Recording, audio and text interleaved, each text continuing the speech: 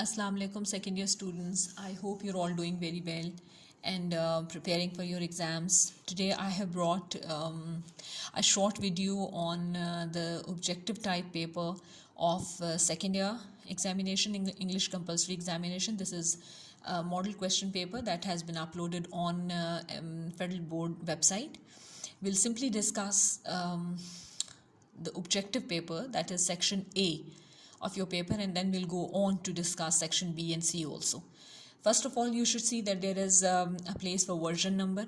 Do write your version number, and please also write this version number on your OMR sheet. This is very important because your the answer sheet, the OMR sheet, will be checked against your version number. आप सबको पता है कि OMR sheet के ऊपर questions नहीं लिखे हुए, उस पर सिर्फ आंसर्स हैं और वो भी आंसर्स के वर्ड्स नहीं हैं, जस्ट बॉक्सेस हैं जो आपने फिल इन किए हैं. तो कोई नहीं बता सकता कि आपने किस सवाल के अगेंस्ट क्या फिल किया अनलेस आपने यहाँ वर्जन नंबर लिखा है. उस वर्जन के अगेंस्ट उसको मैच करेंगे और आंसर्स निकाले जाएंगे. इंस्ट्रक्शन आपकी क्या है? अच्छा, टाइम आपको मिलता है 25 मिनट्स का for 20 multiple choice questions, which is I think quite sufficient. लेकिन एक बात याद रखें that in this kind of paper आप कोई ओवर राइटिंग नहीं कर सकते. Any overwriting on OMR sheet will be marked 0 या any cutting.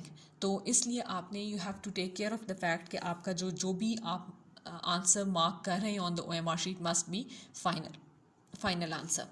Coming to the instructions, the note says section A is compulsory. All parts of this section are to be answered on the separately provided OMR sheet, which should be completed in the first 25 minutes and handed over to the center superintendent. Always keep in mind कि जो आपका objective type है जब आपको दिया जाएगा with the OMR answer sheet, तो first 25 minutes के बाद कलेक्ट कर लिया जाएगा. Don't think that it is you are going to keep it for the whole 3 hours. So that will be misleading because they'll collect it, you have attempted it or not, OMR answer sheet will be collected after first 25 minutes, in the first 25 minutes of your exam. Do not use lead pencil. This is very important. It's because this OMR answer sheet is computer readable, and if you use lead pencil, computer will not read it. Computer only reads certain inks and certain the color of inks and ink only, not the lead. So please, you should read it on the OMR sheet. What are the instructions for the kind of pens or color of the ink to be used? I had done a separate video on how to fill in OMR sheet. You can go through that and you'll find it in detail. Now, what are the kind of questions you get in second year objective? We are not going into the detail in the sense that I'm not going to tell you or tell you things about the content. I'm not going to discuss the content. We are only discussing the pattern here. The content will be discussed in the later videos to come. The first question comes from Jinnah's Vision of Pakistan, and as you can see, so in this multiple choice question, you can see that this has been taken from the lesson. Again, it concerns the content of the lesson, the subject matter of the lesson, unless you have, and then you can see the choices are very close. I mean, bribery and corruption are as big crimes as nepotism and jobbery are. So if you haven't read the text, if you haven't read the lesson yourself, you won't be able to answer the question. In the next one, again, they have asked a question on the theme of the lesson. I have a dream. In the next one, again, it is about the theme. It comes from the multiple choice question comes from the lesson, from the theme of the lesson. Then which lesson did the Muslims learn from the Battle of Uhud? Again, it comes from the theme. In the next one, it says, in which valley did the Holy Prophet deliver the farewell sermon? Now this is a small detail, because always keep this in mind that all the essays that are historical in nature will have dates and places in them. So you need to understand and you need to remember those dates and those places, because these are some of the very minute details that we sometimes ignore and we put more emphasis on, or we try to remember more important details than dates and places. But again, in objective type question, you can have such questions. Again, And the next question is again based on the subject matter, the theme. Now, number 7 question is about the theme of a poem.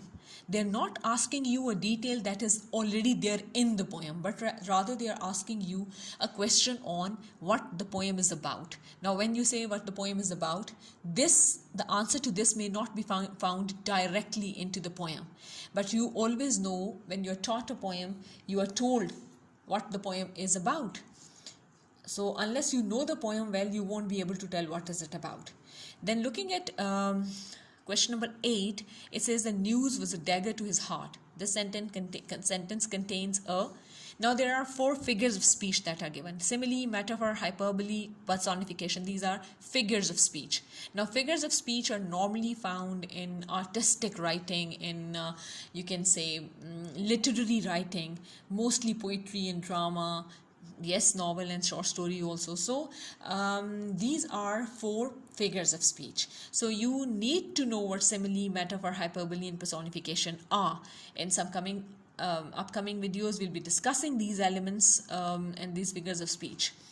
Then in the next one, again it is a thematic question. They take it from the theme of the or the subject matter of the play, The Merchant of Venice. The next one is also based on the theme.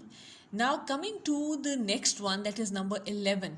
They have underlined a certain part of the sentence and they've asked you what kind of clause it is. Now, sometimes there are blanks like these, choices like these, where they ask, out of 4 choices, 2 choices are about the clause and the other 2 are about the phrase. Like for example, they can ask you whether it is a noun clause or an adverb clause or a noun phrase or an adverb phrase. Now in that case it becomes easy, because if you think the given, first of all you need to think whether the given or underlined part of the sentence is a phrase or clause. If it is a phrase, 2 of the options that are about the clause are already eliminated.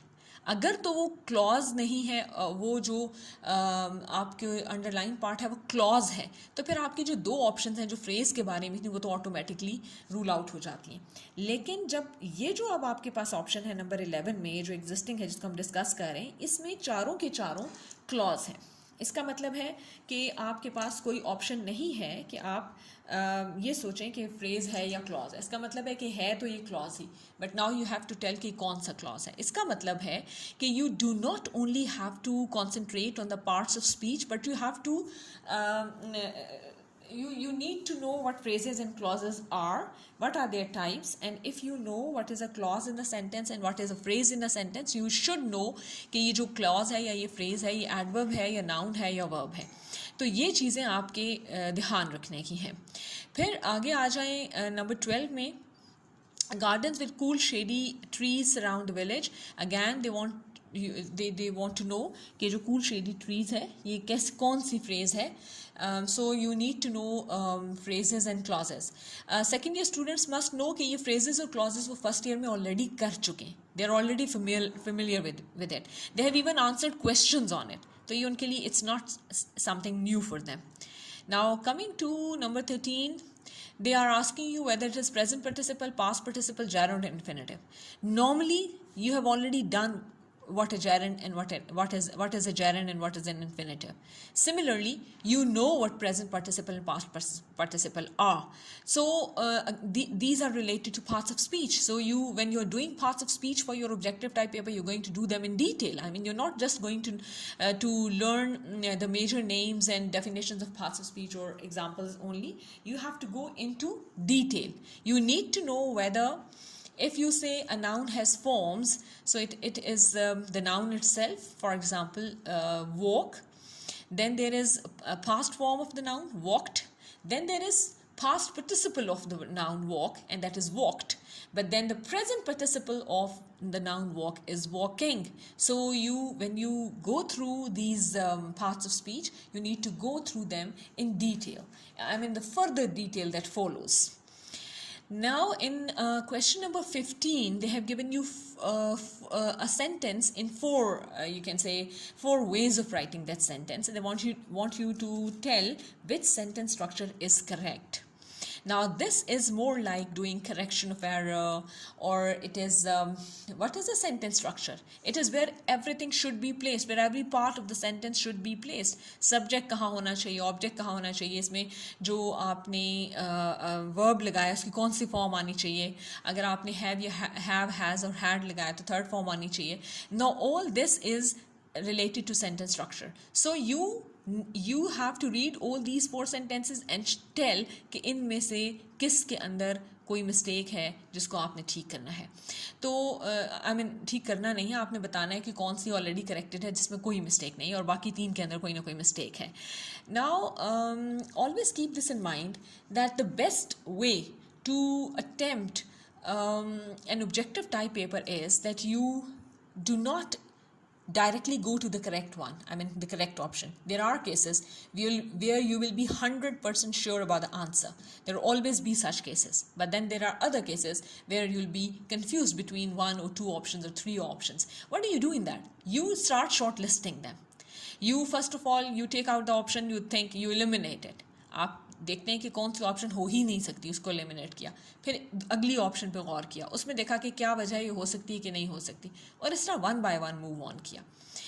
Now in the next one, अच्छा 16 में आपको उन्होंने दिया है कि ये कौन से form of type of sentences, simple sentence, complex sentence, compound complex, these are the types of sentences.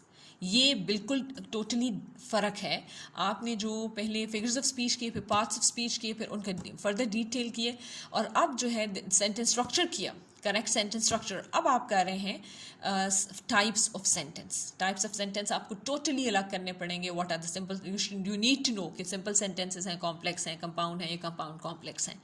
Now coming to number 17, again it's about phrase and clause. लेकिन इसमें थोड़ा सा फर्क ये है कि 2 ऑप्शंस फ्रेज के हैं, 2 क्लॉज के हैं. तो जो अंडरलाइन पार्ट है वो it is either a phrase और अ क्लॉज. तो ये आप इसको जिस भी कैटेगरी में रखें, अगर आप समझते हैं फ्रेज है तो क्लॉज के तो दोनों ऑप्शंस एलिमिनेट हो गए. अगर ये क्लॉज है तो उसके दूसरे दोनों ऑप्शंस जो फ्रेज वाले हैं वो एलिमिनेट हो गए. तो आपके पास 2 ही चॉइसेस रह गए. तो it is easy to get the right one from 2 out of 2 choices instead of out of 4 choices. तो इसका मतलब है आपने फ्रेजेस और क्लॉजेस को बहुत अच्छी तरह करना है, क्योंकि ये काफ़ी रिपीटेडली इसके ऊपर आ रहा है.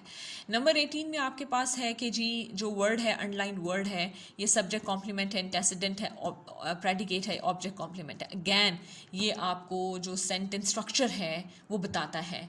प्रेडिकेट सेंटेंस स्ट्रक्चर का हिस्सा है, सब्जेक्ट ऑब्जेक्ट सेंटेंस स्ट्रक्चर का हिस्सा है. So you need to know each and every part of the sentence in detail. आपको पता होना चाहिए कि सब्जेक्ट कौन सा, ऑब्जेक्ट कौन सा है, और फिर सब्जेक्ट और ऑब्जेक्ट के अंदर भी एक डायरेक्ट ऑब्जेक्ट होता है, एक इनडायरेक्ट ऑब्जेक्ट होता है. जो नीड टू नो कि ये कौन से हैं. नंबर 19 में आपके पास एक again they have underline a part of the sentence and they want you to tell ये कौन सी फ्रेज है. तो ये मेरा ख्याल है कोई 4th या 5th क्वेश्चन है जो फ्रेज और क्लॉज के ऊपर आ रहा है. तो फ्रेजेस और क्लॉजेस आपने अच्छी तरह याद करने हैं. फिर उसके बाद आपको पता होने चाहिए. फिर लास्ट वाले में उन्होंने आपको एक ही वर्ड को 4 स्पेलिंग्स के साथ लिखा है. They want you to tell कि करेक्ट स्पेलिंग कौन सा है. इसमें आपका कोई आप कह लें कि कोई नॉलेज, प्रीवियस नॉलेज काम नहीं करेगा. You either no the spellings of a word और यू डोंट नो इट. तो इसके लिए आपका स्पेलिंग जितना स्ट्रॉन्ग होगा और आप जितने फेमिलियर होंगे लफ्ज़ के साथ, क्योंकि बहरहाल ये लफ्ज़ आपकी किताब से ही लिया. अगर आप यहाँ पर मॉडल पेपर में देखें तो ये लफ्ज़ उन्होंने आपके जो आपका लेसन है, एक यूनिट के टाइटल है आर्कियोलॉजिकल ट्रेजर्स ऑफ पाकिस्तान, वहाँ से लिए हैं. तो दिस डिपेंड्स कि आपने कितने गौर से पढ़ा है and how well you know the spellings of a word, how much you are familiar with a word. तो उस लिहाज से ये होगा. तो ये था आपका objective type second years. Will be discussing section B and C in detail also. In the meantime जितनी ये चीज़ें, इनको लिस्ट बनाएं, जितने ये ऑप्शंस में आपने देखी कि क्या क्या आ सकते हैं, and start working on them.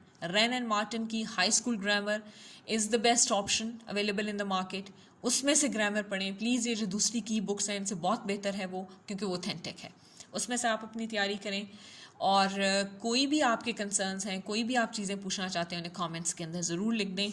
I will definitely be working on them and letting you know the answers, and I will be definitely doing small videos, the phrases pe, clauses pe, and all that. Till then, best of luck, and please start studying seriously. Thank you very much.